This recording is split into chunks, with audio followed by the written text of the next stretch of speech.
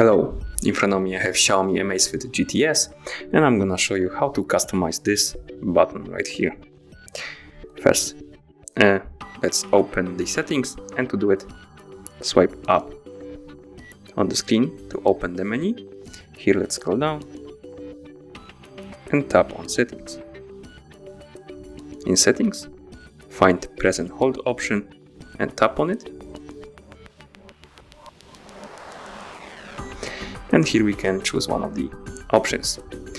Basically, whenever we press and hold this button right here, it will open one of the apps from this list. As you can see now, it's the workout is selected. So if we press and hold this button,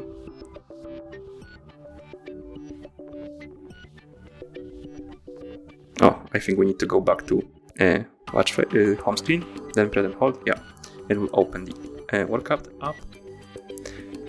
Our menu. Now let's change it to something else. For example, let's select timer, go back to home screen and press and hold. As you can see, it opens timer now.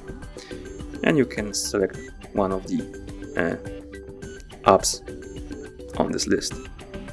And that's how you customize this button. And that should be all. Thank you for watching. If you found this video helpful, remember to subscribe to our channel and leave the like of the video.